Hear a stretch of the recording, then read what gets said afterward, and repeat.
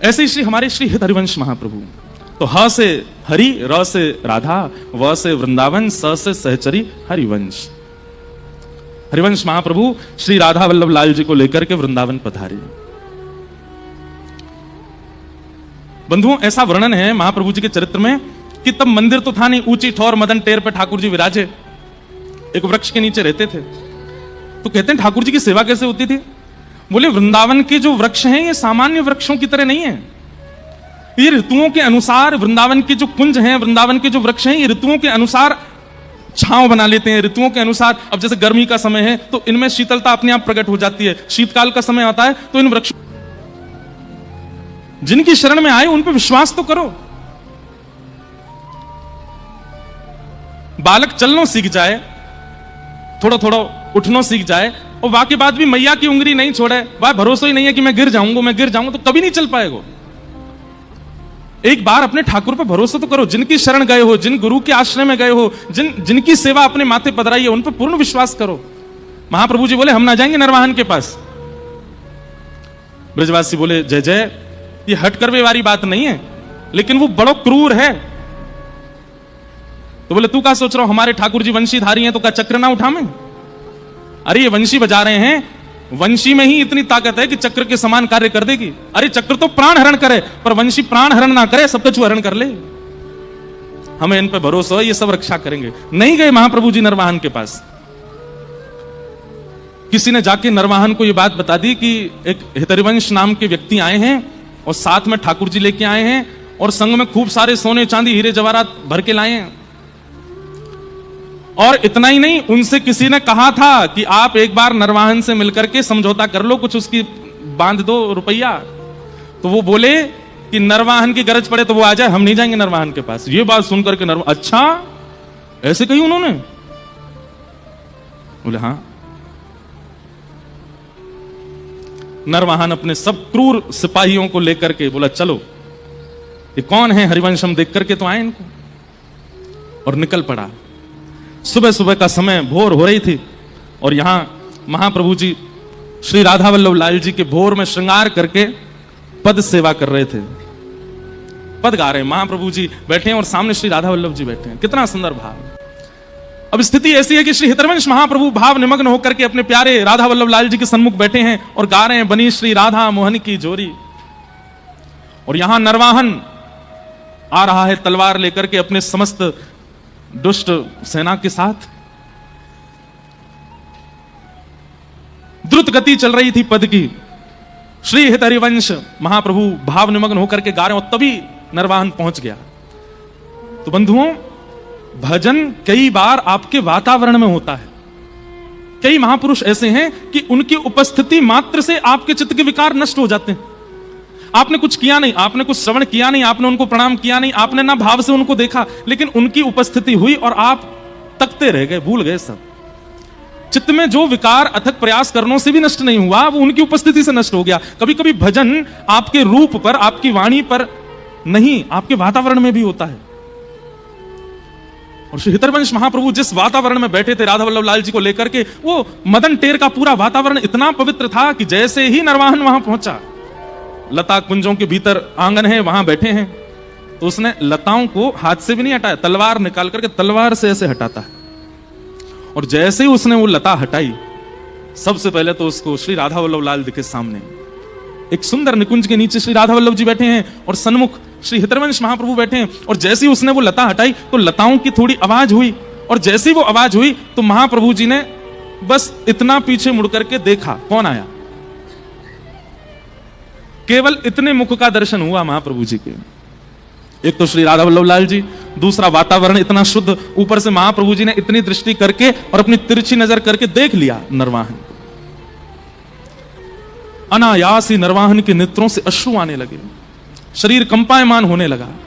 उसके सब संग के भीतर प्रवेश कर रहे थे आंखों, उसने सबको रुक जाओ यहीं पर, बस अब पलक नहीं झपक रही हैं, नेत्रों से आंसू गिर रहे हैं, पता नहीं क्या उसके चित्त में भाव प्रकट हो रहे हैं, वो खुद नहीं समझ पा रहा है कि मेरे साथ हो क्या रहा है। आज उसको पहली बार मानो ऐसा लगा कि मैंने जीवन बिता दिया वृंदावन में, पर वृंदावन का जो मूल रस था वो तो आज पहली बार चखा मैंने।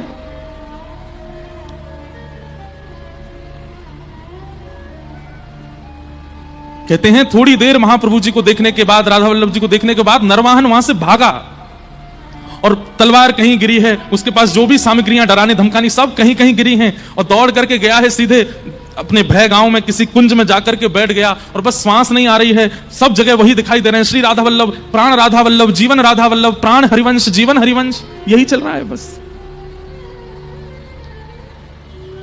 सोचिए, कभी नाम जप नहीं किया बैठ करके आसन पर नरवाहन ने, कभी यमुना जल जी को उस प्रकार से शुद्ध भाव से आचमन नहीं किया नरवाहन ने, कभी संत जनों का भंडारा किया हो, आचार्य चरणों में प्रणाम किया हो, तीर्थ यात्राएं क्यों, वृंदावन की परिक्रमा कभी नहीं।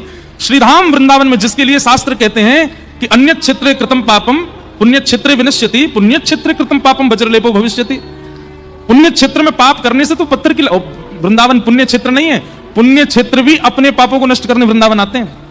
वहां रहकर के नरवाहन इतनी दुष्टता करता था, इसका मतलब आचरण शुद्ध नहीं था जीवन में, लेकिन केवल महाप्रभु जी की दृष्टि पड़ गई, बदल गया जी।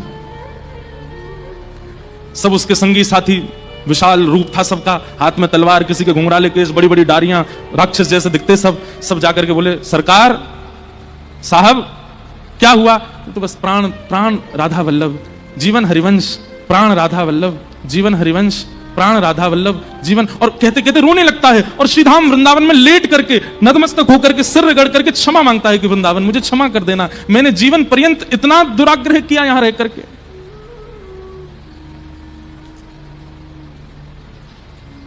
दो चार दिन हो गए, ना कुछ खा रहे हैं ना कुछ पी रहे हैं, नरवाहन बस रो ही रो रहा है। संगी साथियों ने कहा भैया ये तो बहुत बुरी हालत, देखा तो हमने भी था उनको, हमको तो कुछ नहीं हुआ, ये तो रो रो के बेहाल हो गए। बात यह है कि तुम उनको देख रहे हो या वो तुमको देख रहे हैं, विशेष बात है। 1 लाख आदमी बिहारी जी का दर्शन करते हैं, 1 लाख लोग बिहारी जी का दर्शन करते हैं, पर लाखों में बिहारी जी किसको देखते हैं?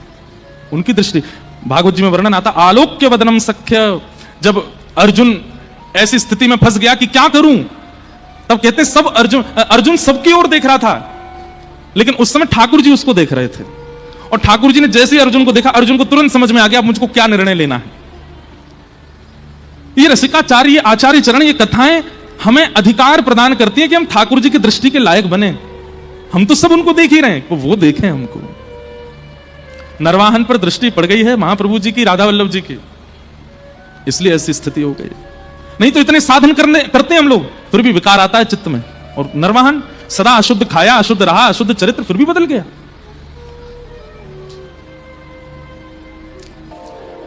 तो नरवाहन की स्थिति तो ऐसी हो गई। लेकिन नरवाहन के जो संगी साथी थे उन्होंने कि भाई हमें तो पेट चलाना है अपना, क्रूर बना ही दिया था नरवाहन ने। और एक दिन यमुना जी से एक जैन व्यापारी खूब सारा धन लेकर के आगरा से दिल्ली जा रहा था, और रात्रि में इन लोगों ने उसको पकड़ लिया। पर उसने अपने बचाव के लिए इनके कुछ सैनिकों को मारा, तो ये क्रोध में भर करके इन्होंने उसको भय गांव के कारागृह में बंद कर दिया। और वो बेचारा रात भर रोता था। तभी एक सेविका आती थी इनके यहां पर कुछ भोजन प्रसाद बनाने, नरवाहन के यहां। उसने आवाज सुनी रोने की, तो जेल के पास गई, तो वो जैन व्यक्ति व्यापारी जो था बोला, मेरे छोटे छोटे बालक हैं, मैं धन दे दूंगा, मैं जो कहोगे संपत्ति दे दूंगा, मुझे छोड़ दो कैसे भी। उस माता ने कहा, बोले तुझे अगर अपने प्राण बचाने हैं तो तुझे 2 चीजें याद करनी है। बोले क्या? बोले जय जय राधा वल्लभ, और दूसरा श्री हरिवंश। बोले इसका क्या करना? बोले जोर जोर से गाओ इसको, इतनी द्रुत गति से और इतने तीव्र स्वर में गाओ कि तुम्हारा स्वर दूर कुंज में बैठे हुए नरवाहन के कानों में पड़े। बोले क्योंकि वो भी इस ऐसी स्थिति में वो किसी को सुनेगा नहीं। और बोले वो तुमको अगर मुक्त करने के लिए आए और पूछे कि ये नाम कहां से मिला, तो कह देना राधा वल्लभ हमारे इष्ट और श्री हरिवंश हमारे गुरु, इसी से ही तुम्हारे प्राण बच सकते हैं और कोई तरीका नहीं। वो जैन व्यापारी अपने सब व्यापारी बंधुओं के साथ जोर जोर से जय जय राधा वल्लभ श्री हरिवंश, जय जय राधा वल्लभ श्री हरिवंश, जय जय राधा वल्लभ श्री हरिवंश गाने लगा। ये स्वर जैसे ही नरवाहन के कान में पड़ा, मानो जैसे किसी प्यासे को जल पिला दिया। वो तो व्याकुल हो गया, कहां से आ रही है ये ध्वनि, कहां से आ रहा है ये स्वर। वो बड़ी आत्मग्लानि में रहता था। मतलब नरवाहन को ये लगता था कि मैं किस मुंह से जाऊं राधा वल्लभ जी के दर्शन करने और महाप्रभु जी के पास। लेकिन आज जब ये कीर्तन की ध्वनि सुनी तो मन में विचार करने लगा, मैं वहां तो नहीं जा सकता, पर पास में कोई कीर्तन चल रहा है, यहां तो बैठूं। और नरवाहन जैसे ही पास गया तो देखा कोई कीर्तन कहीं बैठने, वो उसके जेल में ही बैठ करके कुछ व्यापारी गा रहे थे। और उनसे जाकर के पूछा, भैया आप कौन हो और ये नाम आपको कहां से मिला, ये कैसे गा रहे हो आप? व्यापारियों ने कहा, ये राधा वल्लभ जी जो ये हमारे इष्ट हैं और ये महाप्रभु हितरिवंश चंद्र जी हमारे गुरुदेव हैं। नरवाहन तो भावुक हो गया, तुरंत दरवाजा खोल दिया, उनको निकाला, चरणों में गिर गया, बोले कि आप बस महाप्रभु जी से, राधा वल्लभ जी से प्रार्थना कर दो, मुझ पर कृपा करें, मुझे प्रेम लक्षणा भक्ति प्रदान करें, मैं बहुत क्रूर हूं, मैंने बहुत पाप किए, मैं योग्य नहीं इस धरती पर रहने के। और वो जैन व्यापारी जो था, मुक्त होने के बाद सोचने लगा, भाई ये हैं कौन राधा वल्लभ जी और हरिवंश जी, जिनकी वजह से हमारी प्राण रक्षा, भाई देखें तो सही है कौन। दर्शन करने के लिए गए राधा वल्लभ जी के, महाप्रभु जी को प्रणाम किया, बोले आप श्री हरिवंश जी हैं? सेवकों ने कहा यही है, बैठ जाओ। उस जैन ने कहा, बोले देखिए हम तो आपको नहीं जानते थे, राधा वल्लभ पर पूरी घटना बताई। बोले ऐसे ऐसे हमने तो प्राण रक्षा करी आपका और ठाकुर जी का नाम लेके। बोले किसने मुक्त किया तुमको? बोले कोई नरवाहन नाम का एक व्यक्ति है, उसके कारण दिल्ली आगरा तक लोग डरते हैं, लेकिन वो आपका नाम सुनकर के तो रोता हुआ आया और उसने चरण पकड़ के हमको मुक्त कर दिया। महाप्रभु जी समझ गए अब नरवाहन योग्य हो गया, अब इस पर कृपा करनी पड़ेगी। और महाप्रभु जी ने संदेश भिजवाया नरवाहन को कि श्री राधा वल्लभ जी का सुंदर मनोरथ हो रहा है, नरवाहन दर्शन करने के लिए आओ। वो तो पत्र पढ़ के ही रोने लगे कि महाप्रभु जी मुझे बुला रहे हैं। मदन टेर ऊंची थौर पहुंचते ही भाव विह्वल होकर के द्वार पर ही गिर गया और दंडवत करते हुए जा रहा है, रोते हुए। जैसे ही श्री राधा वल्लभ जी के प्रांगण में पहुंचा, महाप्रभु जी ने जैसे ही देखा नरवाहन आ गया, उतर करके आए, उसको उठाया, नरवाहन दर्शन करो, आज जी भर के निहारो, कैसे लग रहे हैं प्यारे लालजू।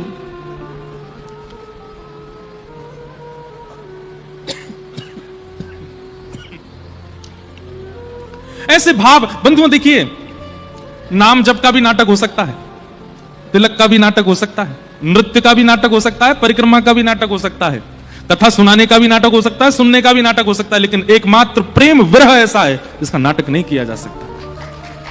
उसका कोई नाटक, और नाटक करेगा भी ना तो पता चल जाती है उसमें। अगर नाटक करे, अच्छा देखो बाकी जगह नाटक हो तो पता नहीं चलते, लोग नाटक करके तिलक लगा लेते हैं, मन में भाव नहीं, तिलक लगा घूम रहे हैं, पता नहीं चलती कि वैष्णव है कि नहीं है। परिक्रमा कर रहे हैं, पता नहीं चलती वैष्णव है कि नहीं है। कथा सुन रहे हैं, पता नहीं चलती वैष्णव है कि नहीं है। कथा सुना रहे हैं, पर अगर प्रेम भक्ति में नाटक करके रोता है तो पता चल जाती है नाटक कर रहा है। भैया महाराष्ट्र में ठाकुर जी को प्रकट ही रुदन ने किया है, रुरुदु स्वस्वरम राजन कृष्ण दर्शन लालसा।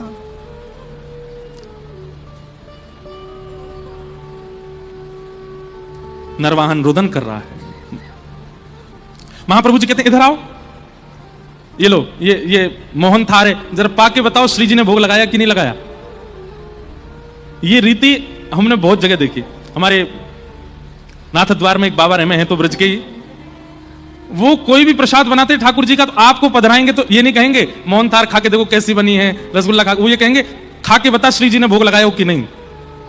कैसी कैसी अच्छी रीति उनकी पूछने की, पाके बता श्री जी ने या कुछ चखो कि नहीं चखो। और वो सामने खड़े ही रहेंगे और आपको ऐसे देखेंगे कि आपने पाते ही कैसा रिएक्शन दिया। और जैसे ही पाओगे पाके, हाँ बाबा अच्छा झूठ बोल रहा, मैंने भोग ही ना लगाया, मैंने यहाँ को भोग ही ना धरो।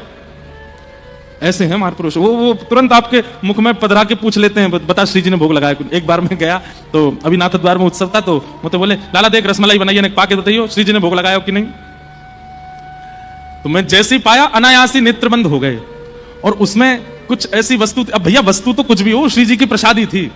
सांस खूब तेज तेज चलने लगी और नेत्र जब खोले तो आंखें मेरी लाल। मैंने कहा बाबा ये तो कुछ अद्भुत ही है। बाबा रोने लगे, बोले श्री जी ने भोग लगा दियो या को, श्री जी ने अंगीकार कर लियो। ऐसे महापुरुष। हितवंश महाप्रभु जी नरवाहन को बैठा के करें पाके बताइयो श्री जी ने अंगीकार कियो कि नहीं। और ज्यों ज्यों प्रसाद पावे त्यों त्यों आंसुओं की धार बहती जाए नरवाहन के। महाप्रभु जी बोले अब तुम वैष्णव हो गए हो, अब तुम हरिवंशी बनने लायक हो गए, आओ बैठो। और श्री राधा वल्लभ जी के सामने कंठी पहना दी और नाम दे करके नरवाहन को अंगीकार कर लिया, स्वीकार कर लिया। और जैसे ही स्वीकार किया महाप्रभु जी ने तुरंत श्री राधा वल्लभ जी की ओर देखा, तो ऐसे कहीं कोने में बैठे थे, वहां दीक्षा दे रहे थे। तो जैसे ही राधा वल्लभ जी को पलट के देखा तो क्या पाया, श्री राधा वल्लभ जी खड़े ऐसे हैं और सामने नहीं देख रहे, ऐसे ही देख रहे हैं नरवाहन को। और ये जैसे ही महाप्रभु जी ने देखा तुरंत राधा वल्लभ जी ने सीधी दृष्टि करी। महाप्रभु जी के नेत्र सजो, बोले अरे मैं क्या अंगीकार करूंगा, मैं कहां स्वीकार करूंगा, तो राधा वल्लभ जी ने स्वीकार किया। और तुरंत नरवाहन को लेकर के गए, फिर राधा वल्लभ जी के सामने बैठाया और कहा, नरवाहन अब गौर से देखो महाप्रभु जी को, आप लोग आश्चर्य मानेंगे, हित चतुरासी जी में जितने पद हैं उन पदों में 2 पद श्री हितरवंश महाप्रभु जी ने नरवाहन की छाप से गाए हैं।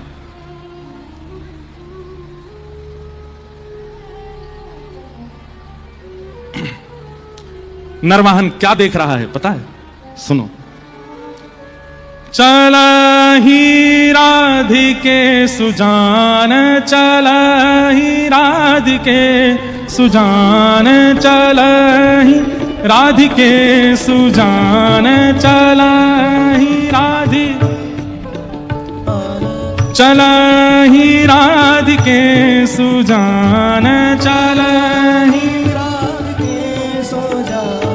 तेरे हित सुख निधान, तेरे सुख निधान, रास रचो श्याम तट, रास रचो श्याम तट, कालिंदी नंदनी, कालिंदी नंदनी, चला ही राधिके सुजान, चला ही राधिके सुजान, चला ही राधिके सुजान, चला ही राधिके। भैया ये आश्चर्य की बात है। क्यों? श्रीमद् भागवत में श्री शुकाचार्य जी महाराज परीक्षित को रास में प्रवेश कराने से पहले 5 बार रोक रहे हैं, क्योंकि श्री महारास ऐसी एक भूमिका है जिसमें सबका प्रवेश नहीं हो सकता। स्वयं महादेव भी आते हैं तो गोपी बनकर के आते हैं, लेकिन यहां पर अत्यंत क्रूर, अत्यंत दुष्ट नरवाहन को 3 दिन के भीतर श्री हितरवंश महाप्रभु ने महाराज का दर्शन करा दिया मदन टेर में।